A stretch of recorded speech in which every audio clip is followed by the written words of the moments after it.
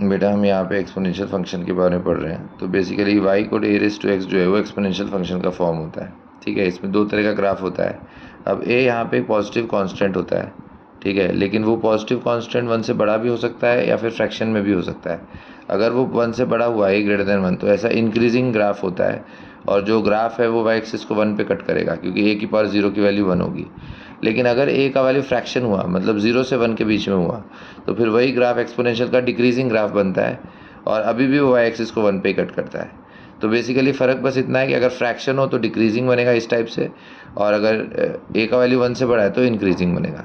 लेकिन दोनों ही केसेस में वो पॉजिटिव होता है, मतलब अबव द x एक्सिस। तो डोमेन इसका x बिलोंग्स टू r है, और रेंज में 0, इन्फिनिटी, 0 से इन्फिनिटी।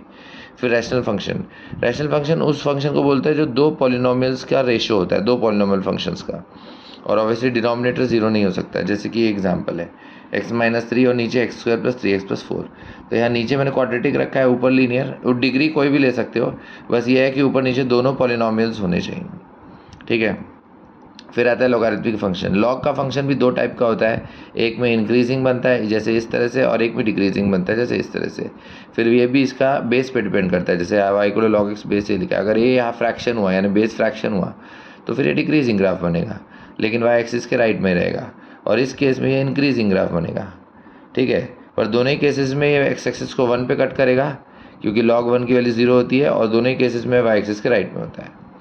ठीक है, फिर अलजेब्रिक फंक्शन का मतलब है जब हम कोई भी दो फंक्शंस को एडिशन, सब्ट्रैक्शन या मल्टीप्लिकेशन, डिवीजन, मतलब अलजेब्रिक ऑपरेशंस यूज़ करके अगर किसी फंक्शन को बनाते हैं, जिसमें वो इरेशनल फंक्शंस भी हो सकते हैं, रैशनल फंक्शन भी हो सकता है। जैसे यहाँ पे मैंने एक रूट के फंक्शन को और एक एक्स को ऐड करके बनाया।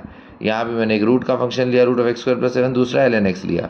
ठीक है, तो लेकिन अलजेब्रिक ऑपरेशंस का मैं यूज़ कर रहा हूँ। ठीक है, तो इसीलिए इसे हम अलजेब्रिक फंक्शन बोलेंगे। फिर पॉलिनोमियल फंक्शन मतलब जिसमें पॉलिनोमियल्स होते हैं, राइट। तो अलग अलग वेरिएबल टर्म्स होते हैं जिनकी पावर्स होती है, जैसे x⁻n, x⁻n−1, x⁻n−2, इस तरह से। ठीक है, इनके अलग अलग कोफिशिएंट्स हैं, जैसे a0, a1, a2, an। यहाँ पे ये सब कॉन्स्टेंट्स हैं, a0, a1, a2 से लेकर an तक। ठीक है, तो इसे n डिग्री का पॉलिनोमियल बोलेंगे। ठीक है, तो इस टाइप के फंक्शन को हम पॉलिनोमियल फंक्शन बोलते हैं, राइट, जिसमें ऑब्वियसली जो हाईएस्ट पावर वाला टर्म है, मतलब a0, वो 0 नहीं होता, नॉन ज़ीरो होता है।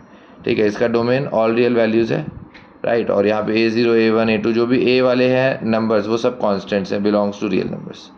ओके, तो यहाँ पे हमने अलग अलग टाइप के फंक्शंस पढ़े और उनके डोमेन और रेंज के बारे में पढ़ा।